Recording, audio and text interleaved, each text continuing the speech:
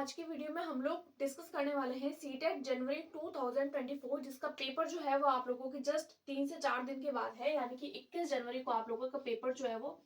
होने वाला है। अब बहुत सारे कैंडिडेट ऐसे होंगे जो काफी टाइम से प्रिपरेशन कर रहे हैं और बहुत सारे कैंडिडेट हैं जिन्होंने जस्ट अभी ही प्रिपरेशन स्टार्ट करी है। कुछ कैंडिडेट ऐसे होंगे जो पिछले 7 दिन से तैयारी कर रहे हैं, कुछ कैंडिडेट ऐसे होंगे जो पिछले 10 दिन से तैयारी कर रहे हैं। क्योंकि हम लोगों के माइंड में एक बात सेट रहती है कि अगर सीटेट का पेपर जो है वो इतना ईजी होता है कि उसको अगर हम प्रीवियस ईयर करेंगे तो भी हमारा 7 से 10 दिन के अंदर हो जाएगा। देखिए, ये पेपर जो होता है वो ईजी तो होता है, और अगर हम लोग एक अच्छे तरीके से एक प्रॉपर स्ट्रेटजी को अगर फॉलो करते हैं तो हम कुछ दिन के अंदर ही इस पेपर को जो है वो अगर हम प्रीवियस ईयर करें और या फिर अगर हम लोग जो है वो कुछ ऐसे मेथड्स अपनाएं तो हम इस पेपर को बहुत आसानी से क्लियर कर सकते हैं। लेकिन आज की वीडियो में मैं एक ऐसे इंपॉर्टेंट टॉपिक के बारे में डिस्कस करने वाली हूँ जो अगर आप लोग सीटेट का पेपर 2 दे रहे हैं, सीटेट के पेपर 2 की बात करूं, स्पेशल वो कैंडिडेट जो कि साइंस और मैथ्स के लिए प्रिपरेशन कर रहे हैं। देखिए, अगर आप लोगों ने बीएससी कर रखा है तो फिर आप लोग जो है वो साइंस मैथ्स वाला पेपर दे रहे होंगे सीटेट के पेपर 2 में। तो साइंस और मैथ्स वाला जो सब्जेक्ट होता है वो थोड़ा सा कॉम्प्लिकेटेड होता है बाकी सारे सब्जेक्ट्स के। जैसे कि अगर मैं बात करूं स्पेशली पेपर 2 की, तो देखिए पेपर 2 में हम लोगों के पास में जो है वो 5 सब्जेक्ट पूछे जाते हैं। सबसे पहले अगर मैं बात करूं तो सीडीपी की, उसके बाद में अगर मैं बात करूं हम लोगों से साइंस के क्वेश्चंस होते हैं, उसके बाद में मैं बात करूं तो मैथ्स के, और उसके बाद में हम लोगों को जो है वो लैंग्वेज 1, और उसके बाद में आती है लैंग्वेज 2। इस तरीके से टोटल जो होता है वो हम लोगों को 5 सब्जेक्ट पूछे जाते हैं। अब ये हर सब्जेक्ट जो होता है वो 30-30 मार्क का होता है, यानी कि हर सब्जेक्ट आप लोगों को 30-30 मार्क का देखने को मिलेगा, राइट। अब देखिए, ये इस तरीके से 30-30 नंबर के सारे क्वेश्चंस हो जाते हैं और टोटल मिला के जो होता है वो 150 मार्क का हो जाता है, और इसमें किसी भी तरीके की नेगेटिव मार्किंग नहीं होती है। इसीलिए आप लोगों को सारे के सारे क्वेश्चंस अटेम्प्ट करने हैं। इस तरीके से ये तो आपका हो गया पेपर पैटर्न। अब पेपर पैटर्न तो आप लोगों को पता है। आज की वीडियो में हम लोग स्पेशली बात करने वाले हैं साइंस और मैथ सब्जेक्ट की। अगर मैं साइंस और मैथ सब्जेक्ट की बात करूं तो देखिए, अगर मैं स्पेशली साइंस की बात करूं तो साइंस में आप लोगों को 2 पार्ट देखने को मिलेंगे। एक पार्ट देखने को मिलेगा कंटेंट का और दूसरा पार्ट आप लोगों को देखने को मिलेगा पेडागोजी का। उसी तरीके से आप लोगों को मैथ्स में भी सेम टू सेम देखने को मिलेगा। एक होगा आप लोगों का कंटेंट का और दूसरा आप लोगों को देखने को मिलेगा पेडागोजी का। हम लोग जो है वो जनरली देखते हैं, देखिए ये अगर 30 मार्क का है तो कंटेंट होगा तो ये भी 50 मार्क का होगा,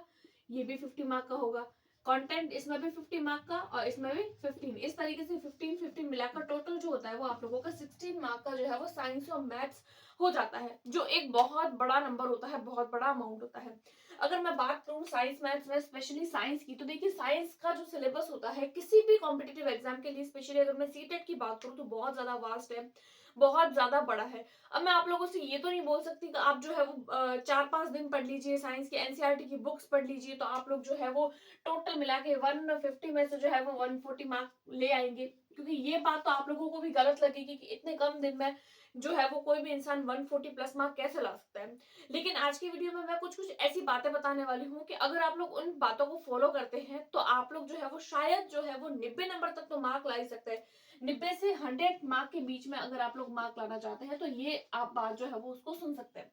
देखिए, क्योंकि हम लोगों को पता है कि ये पेपर क्वालिफाइंग पेपर है, सिर्फ 90 नंबर वाला भी उतना ही एलिजिबल है जितना 140 वाला। तो अभी के लिए क्योंकि कम टाइम है तो उस टाइम के लिए हमारा टारगेट सिर्फ और सिर्फ 90 और 100 के बीच में, यानी सिर्फ और सिर्फ पासिंग मार्क होना चाहिए। तो देखिए, हम लोग क्या करते हैं, सीडीपी में ऐसा बहुत सारे सब्जेक्ट होते हैं, सीडीपी के बहुत सारे टॉपिक्स जो हम ऑलरेडी पढ़ चुके हैं, अगर आप लोगों ने पढ़े हैं तो आपको पता होगा। उसके बाद में आती है लैंग्वेज 1 और लैंग्वेज 2। देखिए, ये 3 सब्जेक्ट ऐसे हैं, अगर आप लोगों ने ये सब्जेक्ट्स पढ़े होंगे, आप लोगों ने लैंग्वेज की पेडागोजी पढ़ी है, लेवल 2 लैंग्वेज 2 की भी पेडागोजी पढ़ी होगी और सीडीपी की, इन सब की जो पेडागोजी होती है वो लगभग जो होती है वो साइंस और मैथ्स के पेडागोजी की सेम ही होती है, इनमें अलग कुछ नहीं होता है। देखिए, अगर आप लोग साइंस के सिर्फ पेडागोजी वाले पोर्शन में भी अगर आप लोग 12 मार्क ले आते हैं और मैथ्स वाले में भी अगर पेडागोजी वाले में 12 मार्क ले आते हैं तो 12 और 12 24 मार्क तो आप लोगों के सीधे सीधे हो जाते हैं। उसके बाद में हम लोग देखते हैं कि अगर मैं कंटेंट की बात करूं, देखिए अगर आप लोगों ने सीडीपी और बाकी सब्जेक्ट्स की अगर पेडागोजी पढ़ी है ना तो आप 12-12 नंबर 15 में से आराम से लेंगे, अगर आप लोगों ने थोड़ी बहुत प्रैक्टिस करी है, कुछ कुछ प्रीवियस ईयर लगाए हैं। तो अगर बिल्कुल भी नहीं पढ़ा है तो मैं नहीं बोल सकती आप शुरुआत से ही पढ़ लीजिए तो भी आपके 15 में से 12 नंबर आ जाएंगे, तो ये तो बहुत गलत बात है, हम बोल भी नहीं सकते हैं और आ भी नहीं सकता, ऐसा पॉसिबल भी नहीं है। अगर आप लोग पहले से प्रिपेयर कर रहे हैं तो हो सकता है कि आप 15 में से 12 ले आए, अगर आप लोगों ने प्रीवियस ईयर और कुछ कुछ जो है वो क्वेश्चन प्रैक्टिस पहले से कर रखी है। अब बात आती है कंटेंट की, क्योंकि कंटेंट का जो सिलेबस है वो थोड़ा सा वास्ट है, और हम लोगों को पता है कि सीटेट के लिए हम लोग 6, 7 और 8th क्लास की एनसीईआरटी वाली बुक पढ़ते हैं। अब एनसीईआरटी की बुक्स जो है उसको पढ़ना, एक एक चैप्टर को अच्छे से पढ़ना, ये थोड़ा सा जो है वो कॉम्प्लिकेटेड हो जाता है, क्योंकि कम टाइम में पहले तो पढ़ना, फिर उसको रिवाइज करना। ऐसे टाइम पे आप लोग क्या कर सकते हैं, ऐसे टाइम पे आप लोग जो है वो एक बार, सिर्फ एक बार आप लोग जो है वो मान लीजिए आप क्या कर रहे हैं, 6th क्लास की एनसीईआरटी की बुक ले रहे हैं,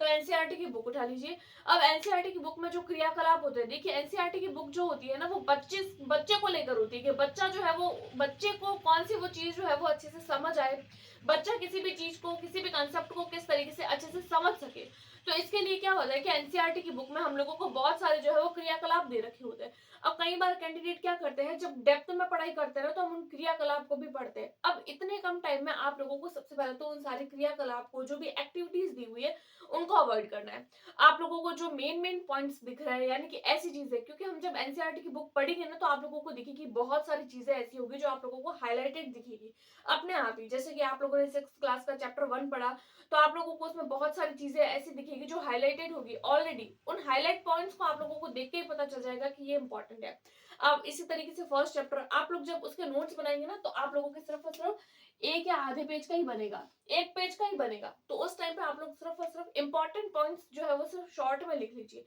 अगर आप लोग एक दिन में 6th क्लास की करते हैं, देखिए 2 से 3 घंटे के अंदर सिर्फ बिना क्रियाकलाप पढ़े, ऐसे नहीं कह रही हूँ आप डेप्थ में पढ़िए, क्योंकि डेप्थ में पढ़ना पॉसिबल नहीं है, कम टाइम है तो डेप्थ में पढ़ना पॉसिबल नहीं है। ऊपर ऊपर से पढ़ेंगे ना आप, तो आप लोगों को हाईलाइटेड जो चीजें हैं वो दिख जाएगी। और इस तरीके से कुछ कुछ पॉइंट्स जो अगर आप लोग नॉर्मली अपने माइंड में रखेंगे, थोड़ी थोड़ी बातें पेपर 1 की जो ईवीएस से कनेक्ट करती है, उन बातों को भी ध्यान में रखेंगे, तो आप लोग जो है वो थोड़े बहुत मार्क जो है वो ला सकते हैं कंटेंट वाले पोर्शन में। अब मैं ऐसे नहीं बोलूंगी कि नहीं आप इस तरीके से करिए तो आपके 15 में से 15 नंबर आ जाएंगे, तो ऐसा पॉसिबल नहीं है, क्योंकि टाइम कम है। और वो लोग जो बहुत लंबे टाइम से प्रिपरेशन कर रहे हैं, तो उन लोगों को भी लगता है कि हम जो है वो, ऐसा नहीं है कि हम लंबे टाइम से प्रिपरेशन कर रहे हैं और 2 से 3 दिन में किस तरीके से पॉसिबल हो सकता है, क्योंकि अब का जो पेपर है वो वैसा नहीं आता है जैसा पहले आया करता था। उसके बाद में बात करें मैथ्स की,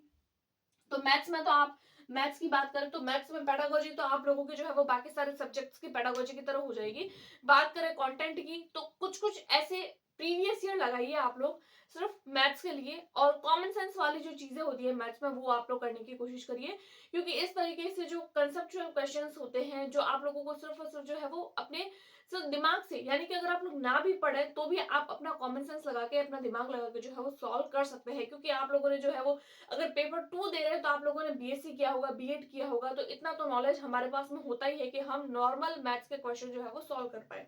इस तरीके से अगर आप लोग इन बातों का ध्यान रखेंगे, तो आप लोग 90 नंबर तक तो ला सकते हैं। मैं ऐसा नहीं बोलती हूँ कि 140 मार्क 120 मार्क प्लस आ जाएंगे, आप 3 दिन के स्ट्रैटेजी फॉलो करें, ऐसा नहीं बोलती हूँ। अगर आप लोग इन इन बातों का ध्यान रखते हैं, तो आप लोग जो है वो पासिंग मार्क ला सकते हैं, क्योंकि हम लोगों को सिर्फ और सिर्फ पासिंग मार्क की जरूरत है। और ये कुछ कुछ बातें थी जो मैंने अपने एक्सपीरियंस की बेस पर बताई है। अगर आप लोगों को पसंद आई है तो प्लीज कमेंट में जरूर करिए, बताइएगा कि आप लोगों को वीडियो पसंद आ रही है, और अपने दोस्तों के साथ में शेयर करिए, लाइक करिए। अभी तक चैनल को सब्सक्राइब नहीं किया तो चैनल को सब्सक्राइब करिए। Thanks for watching.